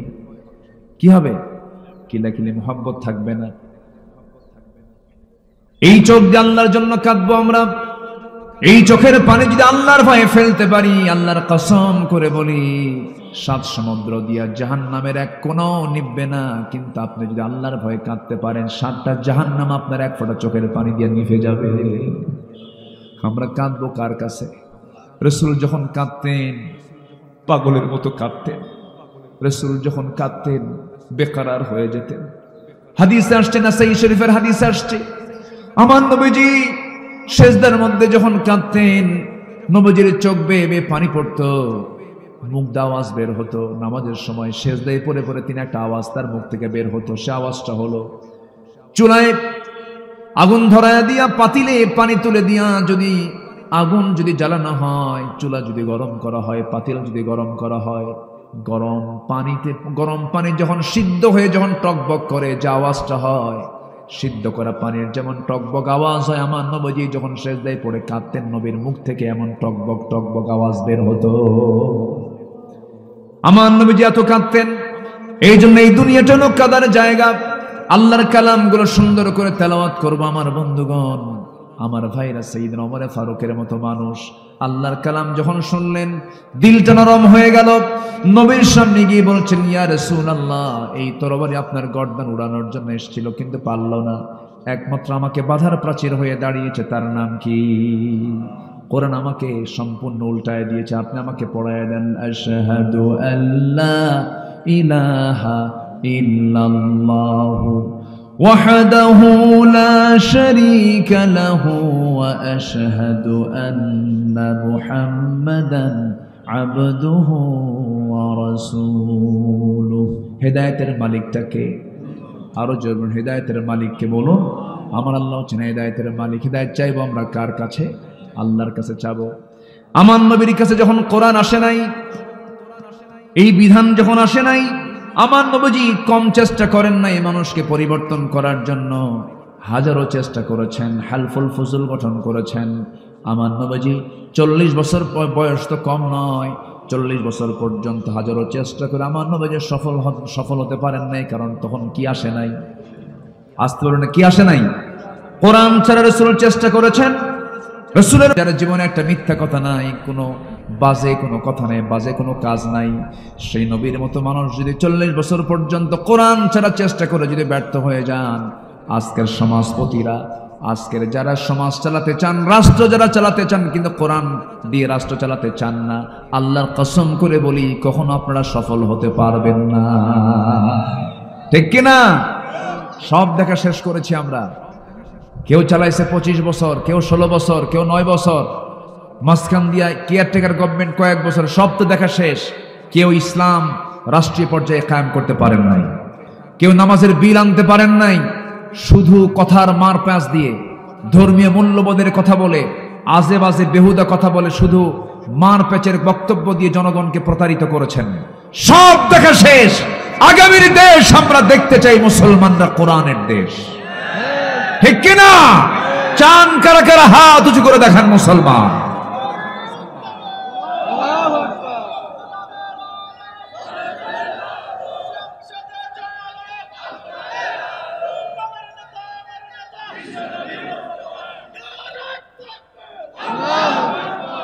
আল্লাহ কবুল করুন। জোরে বলে আমিন, আরো জোরে আমিন। আমি তো ভাবছিলাম প্রথমে লোকজন কই, কিন্তু আপনারা যে এরকম চালাক তা তো বুঝি নাই। বলি আলহামদুলিল্লাহ। এটা আমার দেশের ট্র্যাডিশন। এটা জুমার আজান হয় 12:30টায়, মুসল্লি হাজির হয় 1:29:29 এটা এই জাতির চরিত্র এটা। অথচ রাসূল বলেছেন, যদি কোনো বান্দা জুমার দিন সবার আগে মসজিদে ঢোকে, যে প্রথম ঢুকবে আল্লাহ পাক তাকে একটা উট কোরবানির সওয়াব দিয়ে দিবেন। কি কোরবানি? একটা উট কোরবানির সওয়াব দিয়ে দেন। তাহলে আজকে যিনি মাহফিলে সবার আগে আসছেন, তার সওয়াব কি কম হওয়ার কথা না বেশি হওয়ার কথা? বেশি হওয়ার কথা। এটাই স্বাভাবিক। অঙ্ক তো, ওই অঙ্ক মিলালেই তো এই অঙ্ক মিলানো যায়। ভালো কাজে আমরা আগাবো। জোরে বলি ইনশাআল্লাহ। ভালো কাজে সবার আগে উপস্থিত হব, আর মন্দ কাজে সবার দূরে থাকবো। সবার দূরে থাকবো, ওই দিকে যাব না। সম্মানিত ভাইরা, আমি খুবই আনন্দিত আজকে এই মাদ্রাসায় আমি এসে।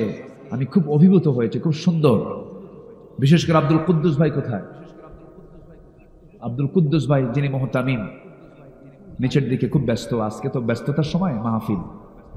আমার আব্দুল কুদ্দুস ভাইয়ের যে পরিচালনার দক্ষতা, তিনি যেভাবে প্রতিষ্ঠানকে সাজাচ্ছেন, তার যে সিলেবাস, আমি আকৃষ্ট হয়ে পড়েছি। খুব ভালো। আল্লাহ তুমি মারকাজুল হুদা ইসলামী মাদ্রাসাকে তুমি আল্লাহ কবুল করো। জোরে বলি আল্লাহুম্মা আমিন। উনি চাচ্ছেন যে একটা ছাত্র যেন ইংরেজি, বাংলা, এটা তো হবেই, মানে আরবি মেইন, আরবির পাশাপাশি যেন কোনো সাবজেক্টে যেন দুর্বল না হয়। বাংলা যেমন গ্রামার ছাড়াই আমরা শিখছি, ওনার চিন্তা হলো গ্রামার ছাড়াই যেন ইংরেজিও শিখে। এরকম একটা প্ল্যান উনি নিয়েছেন হাতে। আমি তাকে নিজেও বলেছি, আপনি আমাকে ফোন দিবেন, আমি আপনাকে সহযোগিতা করব। আমি এই কথাটা বলছি যে আমি আপনার বুদ্ধি দিয়ে, বিভিন্ন পরামর্শ দিয়ে আমি আপনাকে সহযোগিতা করব। আল্লাহ তুমি এই প্রতিষ্ঠানকে তুমি আল্লাহ দ্বীনের জন্য কবুল করে নাও, এই এলাকার মার্কাজ বানায় দাও। মাদ্রাসার নাম মার্কাজ, মার্কাজ মানে হলো সেন্টার, মার্কাজুল হুদা। আল্লাহ তুমি এই এলাকার দ্বীনের মার্কাজ বানায় দাও, জোরে বলি আল্লাহুম্মা আমিন। জি সম্মানিত ভাইয়েরা, সম্মানিত বন্ধুগণ, তাহলে কয় কাজে লস নাই বলেন তো? ব্যবসার কয় কাজে লস নাই? 3 কাজ। চলতেছে কয় নাম্বার? 1 নাম্বার। আরো আছে কয়টা? 2টা। মনোযোগ আছে তো সবার? বলি আলহামদুলিল্লাহ। জি আমার বন্ধুগণ, নাম্বার 1 আমরা শুনলাম, আল্লাহর কালাম যারা তেলাওয়াত করবে তাদের কোনো লস নাই, বরং আরেক জায়গায় বলছেন ইন্নামাল মুমিনুনাল্লাযীনা ওয়া ইযা তুলিয়াত আলাইহিম আয়াতুহু যাদাতুহুম ঈমানান ওয়া আলা রাব্বিহিম ইয়াতাওয়াক্কালুন। যখন কোন বান্দার সামনে ইন্নামাল মুমিনুনাল্লাযীনা ইযা যুকিরাল্লাহ, যখন আল্লাহর জিকির করা হয় তখন তার দিলের মধ্যে আল্লাহর ভয় জাগ্রত হয়ে যায়।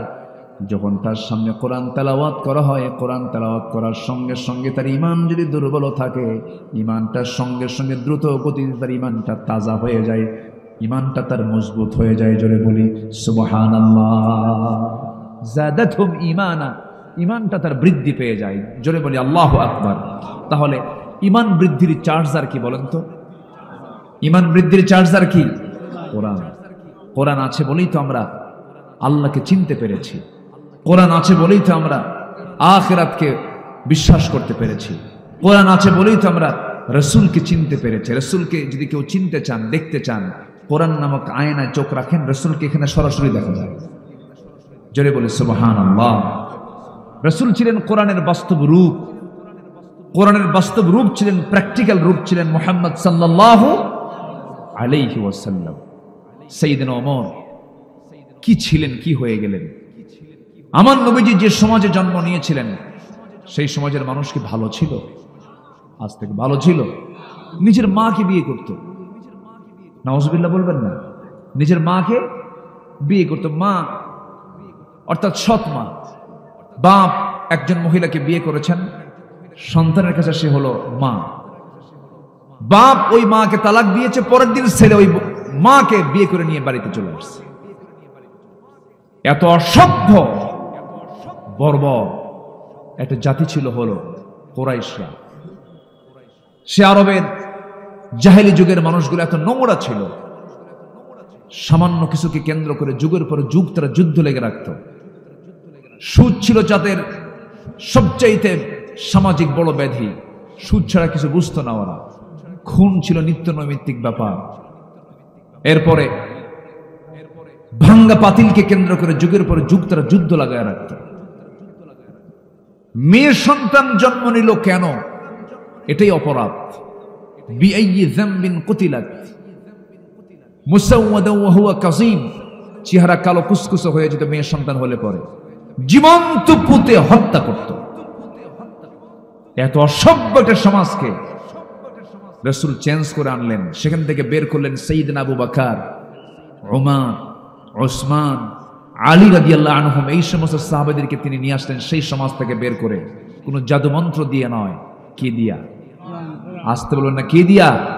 সেই কোরআন দিকে আজকের সমাজ পরিবর্তন করা সম্ভব না। যারা বলেন কোরআনের সাথে রাজনীতির কোনো সম্পর্ক নাই, কোরআনের সাথে রাষ্ট্রের কোনো সম্পর্ক নাই, কোরআনের সাথে দেশ সমাজ রাষ্ট্রের কোনো সম্পর্ক নাই, রাজনীতির সম্পর্ক নাই, উনি মানসিক রোগী। আসতে কোন কেন? জি ঠিক কিনা? উনি মানসিক রোগী। হয়তো এইভাবে কথা বলেছেন, উনি হয়তো মস্তিষ্ক ওনার ওলট পালট হয়ে গেছে। যে বলবে ইসলামে রাষ্ট্রনীতি নেই, রাষ্ট্রনীতি মানে কি? রাজনীতি মানে কি? রাষ্ট্রনীতি, রাষ্ট্র নিয়ে যে কথা বলে, যে বলবে ইসলামের সাথে রাষ্ট্রের কোনো সম্পর্ক নেই, নতুন করে তার ঈমান নবায়ন করা দরকার, ঈমান আনা দরকার। এগুলো বাজে কথা। বসে বসে পড়ো না, জি দেবো, হ্যাঁ আপনি বসেন। ও বাড়ি চলে যাবেন নগদ নগদ জিকির করি লা ইলাহা, আরো জোরে লা ইলাহা সুবহানাল্লাহ ওয়ালহামদুলিল্লাহ, আরো জোরে লা ইলাহা, আরো জোরে লা ইলাহা সুবহানাল্লাহ ওয়ালহামদুলিল্লাহ, আরো জোরে লা ইলাহা ইল্লাল্লাহ, লা ইলাহা সুবহানাল্লাহ ওয়ালহামদুলিল্লাহ। পড়ে বসো, আরো জোরে লা ইলাহা, লা ইলাহা ইল্লাল্লাহ মুহাম্মাদুর রাসূলুল্লাহ সাল্লাল্লাহু আলাইহি ওয়াসাল্লাম। সম্মানিত ভাইয়েরা, এই প্রতিবন্ধী মানুষগুলোর প্রতি আমরা দয়াদ্র হব, জোরে বলি ইনশাআল্লাহ। অনেক পরিবারে এগুলো আছে না, বলেন আছে। কখনো বাপ মা রাগ করবেন না, এগুলো আল্লাহর ফায়সালা। কার ফায়সালা? আল্লাহর ফায়সালা। একটা বারের জন্য বলবেন না যে মরে না কেন, বলে কিন্তু এটা বলবেন না, কখনো বলবেন না কেন মরে না। না, আপনি কি জানেন আপনি আল্লাহর সৃষ্টির খেদমত করলে আল্লাহ আপনাকে জান্নাত দিয়ে দিবেন। আপনি আপনার সন্তানকে আপনি দেখছেন না, আর 100 লাগবে। হ্যাঁ, নাসর বান্দা, ঠিক আছে, তুমি তো আরো বেশি পাইলা, যাও। দেখছেন, ও মারহাবা কয় আবার। ঠিক আছে, যাও, আমি আলোচনা করতেছি। হ্যাঁ জি, সম্মানিত ভাইয়েরা, পাগলও টাকা চিনে, কি চেনে না? হ্যাঁ, জাতে মাথা, তাহলে ঠিক, এটা এটা এটা ঠিক রেখেছে। না না, পাগল না, বলতে পাগল না, না ঠিক আছে। আল্লাহ তুমি ভালো রাখো, জোরে বলি আল্লাহুম্মা আমিন। সব তো আমাদেরই পরিবার, তো সব তো মানুষ আমরা, তাই না? সব তো মানুষ, আমরা সবাইকে সমান চোখে দেখবো, জোরে বলি ইনশাআল্লাহ। দেখছেন, লোক মামারি দিয়েই গেল, কিন্তু আমি কিন্তু পাগল না, ঠিক আছে? ও কিন্তু সিগন্যাল দিয়ে গেল, জি আল্লাহ তুমি তাকে সুস্থ করে দাও, জোরে বলি আমিন। সম্মানিত ভাইরা, তাহলে আমার নবীজির ওই সমাজের মানুষগুলো এত নোংরা ছিল, সেই নোংরা সমাজকে আল্লাহ রাসূল সুন্দর সমাজ বানালেন, কিচ্ছু দিয়ে নয়, কোরআন তেলাওয়াত দিয়ে। কি দিয়ে? কোরআন তেলাওয়াত দিয়ে তাদের তেলাওয়াত শিখালেন, কোরআনের সমাজ রাষ্ট্র তিনি গড়ে তুললেন। আমার বন্ধুগণ, আমার নবীর সামনে একজন সাহাবী চোখের পানি ফেলে ফেলে কান্দেন, নতুন দিন গ্রহণ করেছেন। রাসূল বলছেন, সাহাবী কান্দো কেন? ইসলাম কবুল করে ঠকছো নাকি? না হুজুর, আমি এই জন্য কান্দি না। কেন কান্নাকাটি করছো বলো? সঙ্গে সঙ্গে তিনি বলছেন, হুজুর কান্নাকাটি করার কারণ অন্য কিছু নয়, কারণ শুধু একটাই, সেটা হলো জীবনে যেটা কোনোদিন মনে হয় নাই, কিন্তু অপরাধটা করে ফেলেছিলাম। কিন্তু যেদিন আমি ইসলাম কবুল করেছি সেই দিন থেকে আজ পর্যন্ত আমার চোখে কোনো ঘুম নাই। কেন ঘুম নাই? কি হয়েছে তোমার? হুজুর রাতের বেলা ঘুম পাড়তে গেলেই আমার সন্তান আমাকে পিছন থেকে ডাকে। কোন সন্তান তোমার? যে সন্তানকে আমি আমার নিজের হাতে মেরে ফেলেছি, আমি নিজের হাতে খুন করেছিলাম। কেমন করে বলো? গুজর জাহিলি যুগে মেয়ের সন্তান জীবন্ত পুঁতে আমি হত্যা করেছি। রাসূল বললেন, একটু ঘটনাটা খুলে বলো তো। নবীর সামনে সাহাবী বসে গেলেন হাঁটু গেড়ে দিয়া। রাসূল বলছেন, সাহাবী বলো, আমি তোমার মুখ থেকে শুনতে চাই, বলো তো কেমন করে মারলা তুমি? আমার নবীর সামনে বসে গিয়ে ওই সাহাবী কেঁদে কেঁদে বলছেন, হুজুর সন্তানটা আমার স্ত্রীর গর্ভে যখন চলে এলো 6 মাস, সন্তানটার বয়স 6 মাস হলে বউটাকে বললাম, যাও বাবার বাড়ি চলে যাও, ডেলিভারি হওয়ার পরে আসো, ছেলের সন্তান হলে পরে নিয়ে আসবা সঙ্গে করে, মেয়ের সন্তান হলে পরে জীবন্ত পুঁতে হত্যা করবা। এই কথা বলে পাঠিয়ে দিলাম।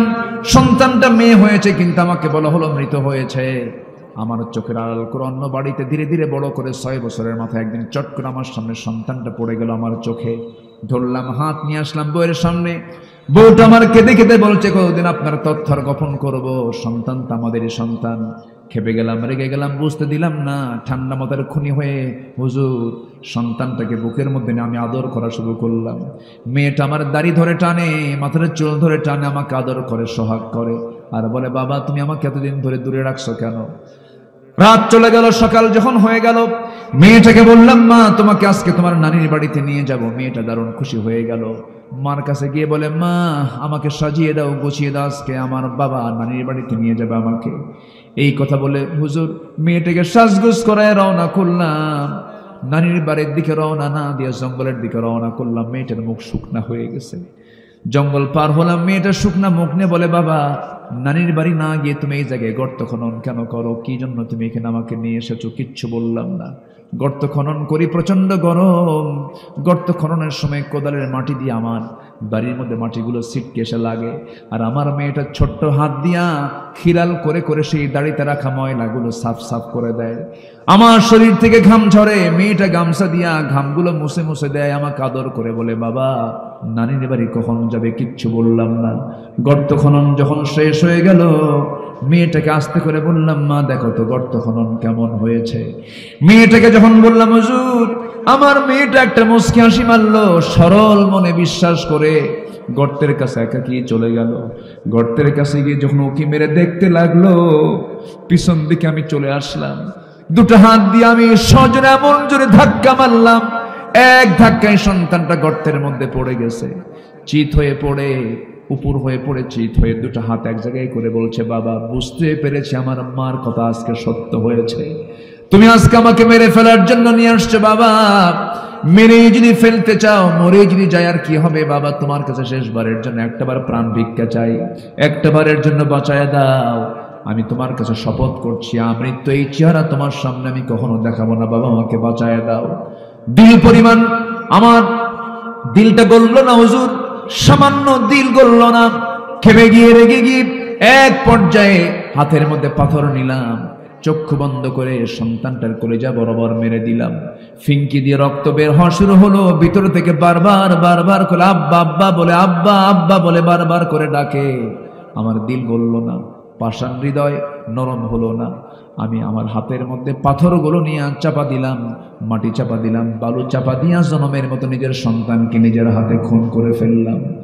আমার নবীজি এই কথাগুলো শুনে ওই সাহাবীকে বুকের সঙ্গে জড়িয়ে রেখে বলছে, ও আমার সাহাবী রে, হয়তো ভাবতেছে এই গুনাহ তোমার জীবন থেকে মাফ হবে না, কিন্তু না রে না। যখন কোনো বান্দা আল্লাহর কালাম তেলাওয়াত করে ঈমান আনে, ঈমান আনার সঙ্গে সঙ্গে তার আল্লাহ রাব্বুল আলামিন আগের জীবনের সমস্ত গুনাহগুলোকে আমার আল্লাহ মাফ করে দেয়। জোরে বলি সুবহানাল্লাহ। সেই অসভ্য সমাজ কি সভ্য সমাজের রূপ দিলেন, বাস্তবতায় নিয়ে আসলেন। এই যে সুন্দর সোনালী সমাজ গড়ে তোলেন, একমাত্র কারণ হলো সেই সমাজে চালু করে দিয়েছিলেন কি? বলেন কি চালু করেছিলেন? শিক্ষায় কোরআন, সমাজে কোরআন, রাষ্ট্রে কোরআন, বিচারে কোরআন, প্রত্যেকটা জায়গায় কোরআন দিয়ে যখন রাসূল চালু করেছেন সমাজ ব্যবস্থা, সব জান্নাতের টুকরা হয়ে গেছে। জোরে বলি আল্লাহু আকবার। আমরা কি চাই না এই কোরআনের সঙ্গে আমরা সম্পর্ক রাখবো? রাখবো, সবাই সম্পর্ক রাখবো। জোরে বলি ইনশাআল্লাহ। কোরআন হোক আমাদের জীবন চলার পথ, এক জায়গায় না সব জায়গায়, এক জায়গায় না সব জায়গায়। আল্লাহ রাব্বুল আলামিন কবুল করুন। সন্তান নিজে আলেম হতে পারেন নাই, মাদ্রাসায় দিয়ে দিবেন, চোখ বন্ধ করে হাফেজ হবে। আপনার সন্তান যদি হাফেজ হয়, পৃথিবীর সবচাইতে বড় ডিগ্রি হচ্ছে হাফেজ হওয়া। আমি আমার ভাষায় বলছি, আমি যতটুকু ভাঙ্গাচোরা গবেষণা করেছি, যেই নাগরিক হাফেজ হতে পেরেছে আমার দেশে, আমি তো মনে করি তাদেরকে ক্রিকেটারের চেয়ে বড় পুরস্কার দেওয়া দরকার। এটা ক্রিকেটারের পেছনে কোটি কোটি টাকা খরচ করে গভর্নমেন্ট, আর একটা হাফেজ, আমার দেশের মানসম্পন্ন হাফেজ সব। আমার দেশের হাফেজের তেলাওয়াত শুনে মক্কার ইমামরা কান্দে। মক্কার ইমামরা কি কান্দে, এত সুন্দর তেলাওয়াত। সেই হাফেজদের মূল্যায়ন কিন্তু নাই। হাফেজদের কিন্তু সেই মানে যে গুরুত্ব, এটা কিন্তু সমাজে আমাদের মধ্যে খুবই কম। এখানে মাদ্রাসা করা হয়েছে, মাদ্রাসার জন্য তিনটা দোয়া আমি চাই, তিনটা কাজ আমি চাই। নাম্বার 1, দোয়া করবেন। কি করবেন? জোরে বলেন কি করবেন? দোয়া। নাম্বার 2 হচ্ছে নিজের সন্তানকে মাদ্রাসায় দিবেন। সন্তান মাদ্রাসায় দিয়ে গর্ব করবেন, নিজেকে ভাববেন যে আমি একজন গর্বিত পিতা, আমি আমার সন্তানকে দ্বীনি শিক্ষা, ইসলাম শিক্ষা শেখাচ্ছি। আল্লাহু আকবার বলেন। গর্ব করবেন, এটা গর্ব আপনার, এটা আপনার প্রাউড যে আপনি হাফেজের বাপ হতে পেরেছেন, গর্বিত পিতা আপনি। আল্লাহু আকবার বলেন। রিজিক শুধু হাজার হাজার কোটি টাকার মালিক হলে রিজিক হয় না, রিজিকের জন্য বরকত লাগে। কি লাগে? বরকত। যে বাড়িতে কোরআন থাকে, যে দেহে কোরআন থাকে, যে সমাজে কোরআন থাকে, সেই সমাজটা, সেই দেহটা, সেই ঘরটা বরকতময় হয়ে যায়। আল্লাহু আকবার বলেন। আমরা কোরআন দিয়ে সব সাজাবো, জোরে বলি ইনশাআল্লাহ। নাম্বার 2 হচ্ছে ওয়াকামুস সালাহ, যারা নামাজ কায়েম করবে। সবাইকে নামাজ পড়েন। নামাজ কায়েম আগে না নামাজ আদায় আগে? নামাজ তো আগে আদায় দরকার। নামাজ নিজে পড়ি না, আমি কায়েমের সংগ্রাম করবো কেমনে? তো নামাজ 5 ওয়াক্ত পড়বেন কারা কারা, একটু হাত তুলে দেখেন তো দেখি। জোরে বলি ইয়া আল্লাহ, আরো জোরে ইয়া আল্লাহ। আমাদেরকে 5 ওয়াক্ত সালাত আদায় করার তৌফিক তুমি আল্লাহ দিয়া দাও। জোরে বলি আমিন, আরো জোরে আমিন। হাত নামান। সম্মানিত ভাইয়েরা, আজান 2-4-5 মিনিটের মধ্যে কিছু জায়গায় আজান হয়ে গেছে, আজান শুরু হবে যখন তখন। আমি সব এই তো শুরু হয়েছে না আজান? আজান শুরু হয়ে গেছে, আওয়াজ শোনা যাচ্ছে। হ্যাঁ না, ঠিক আছে, আলহামদুলিল্লাহ। আমরা তো উঠেছি আলোচনায়, সমস্যা নেই, মাশাআল্লাহ। সম্মানিত ভাইয়েরা, যারা বসেছেন থাকবেন শেষ পর্যন্ত। নামাজ এখানেই হবে। কি বলেন? আসতে বলে। নামাজ এখানে জায়েজ নাই, নামাজ পড়া এখানে জায়েজ নাই। মসজিদের যে সওয়াব পাবেন এখানে সেই সওয়াবই পাবেন, জামাত যদি হয়। আলহামদুলিল্লাহ বলেন। 5 ওয়াক্ত নামাজ পড়বেন কারা কারা, একটু হাত তুলে দেখেন দেখি। 5 ওয়াক্ত নামাজ। হ্যাঁ, জোরে বলি ইয়া আল্লাহ। আমাদেরকে 5 ওয়াক্ত সালাত আদায় করার তৌফিক তুমি আল্লাহ দিয়া দাও। জোরে বলি আমিন, আরো জোরে আমিন, আরো জোরে আমিন। কষ্ট দিয়ে ফেললাম। নামাজ পড়লে জাহান্নাম থেকে বাঁচা যাবে, নামাজ না পড়ে জাহান্নাম থেকে বাঁচার কোনো সুযোগ ওঠে কেন? এই যে উঠতেছেন কেন আপনি? আমি তো উঠতে বলিনি। বসেন, একটু বসেন। আমরা দোয়া করব, এরপরে নামাজ হবে। দোয়া ছাড়া চলে যাবেন আপনি? দোয়া হচ্ছে আমাদের মাহফিলের অনুষ্ঠানের শেষ পর্ব হচ্ছে দোয়া। এই দোয়া থেকে যিনি মাহরুম হবেন, আমি মনে করি তো তার আব্বা আম্মার প্রতি তো তার একটু মনে হয় মোহাব্বত কম। এই দোয়া থেকে আব্বা আম্মার জন্য দোয়া হবে না? রব্বির হামহুমা কামা রব্বায়ানি সাগীরা। এই দোয়া থেকে মাহরুম হবেন কেন? বসেন, একটা লোকও নড়বেন না। সম্মানিত ভাইয়েরা, এই মাহফিলটা প্রত্যেক বছরই চলছে, 5 বছর যাবত। বলি আলহামদুলিল্লাহ। এই মাহফিলটা চলুক, এই মাদ্রাসা চলুক, সবাই চান না ইনশাআল্লাহ? তা আমি একটু সবার কাছে একটু আরজ রাখবো, যারা আসছেন, বিশেষ করে যারা আসছেন। আমি আসার সময় দেখি ওই মাদ্রাসায় ঢুকেছিলাম, একতলা ছাদ হয়ে গেছে, দোতলা ছাদ তারা করবেন, সেখানে 174 বস্তা সিমেন্ট লাগবে। এটা একটা বড় একটা খরচ। কিছু রড লাগবে, বালু লাগবে। কলামটাও রেডি আছে, শুধু ছাদটা হয়ে গেলে তারা খুশি আপাতত। তো আমি এখানে যারা আসছেন, এখানে যে মৎস্য ব্যবসায়ী আছেন, বিশেষ বিশেষ ব্যক্তিরা আছেন, তো যদি কেউ কিছু দিতে চান, বিশেষ দানটা আপনারা করবেন। আর এর মাঝে আপনাদের মাঝে কিছু চাদর ব্যাগ যাবে। চাদর ব্যাগে আমরা যে যা পারি, আমরা মানে ভাঙ্গাচুরা যে যা পারি, কেউ কম দেব না, একটু দেওয়া মানসম্মত দেওয়ার চেষ্টা করব। ব্যাগ যাচ্ছে, আমরা সবাই দেব ইনশাআল্লাহ। জিকির করি সুবহানাল্লাহ আলহামদুলিল্লাহ। কোথায় ব্যাগটি দিয়েছেন? হ্যাঁ হ্যাঁ, জি। আর কে আছেন? আমরা সবাই দেব ইনশাআল্লাহ। যে আমার মা বোন যারা আসছেন তারাও দিবেন ইনশাআল্লাহ। কম বেশি সবাইকে দিতে হবে। আল্লাহ যেন সবাইকে দেওয়ার তৌফিক দান করুন। আপনার নাম? আজিবুর রহমান। তিনি দিয়েছেন 5000 টাকা। আল্লাহ কবুল করে, নেক নিয়ত মঞ্জুর করে আব্বা আম্মাকে। আচ্ছা, কেউ যাবেন না, সবাই বসেন। আচ্ছা, নাম প্রকাশে অনিচ্ছুক একজন দিয়েছেন 10,000 টাকা। ইমরান বিশ্বাস দিয়েছেন কিছু, তারপর আসাদ সাহেব দিয়েছেন, আব্দুর রশিদ কেশবপুর দিয়েছেন, রবিউল ইসলাম দিয়েছেন, হাসান দিয়েছেন, হাজি আব্দুল কাশেম দিয়েছেন কিছু টাকা। আল্লাহ কবুল করো, নেক নিয়ত মঞ্জুর করো, আব্বা আম্মাকে মাফ করো। চেয়ারম্যান সাহেব দিয়ে গেছেন কিছু টাকা। আল্লাহ কবুল করো। জি আল্লাহ, তুমি কারো দানকে তুমি আল্লাহ ফেরত দিও না। কেউ উঠবেন না আপনারা, আমি কিন্তু উঠতে বলিনি, সবাই বসুন, আমরা চাইবো আল্লাহর কাছে। জি আলহামদুলিল্লাহ। ওয়াইস করুনি তিনি দিয়েছেন, বিশেষ অতিথি দিয়েছেন 5,000 টাকা। আল্লাহ কবুল করো। 5 না? জি আল্লাহ কবুল করুন। আপনি কি জোট করছেন নাকি? জোট, আচ্ছা ঠিক আছে। জিকির করি লা ইলাহা। আর কে আছেন? আমরা দিলটা খুলে সবাই দেব। জিকির করি লা ইলাহা।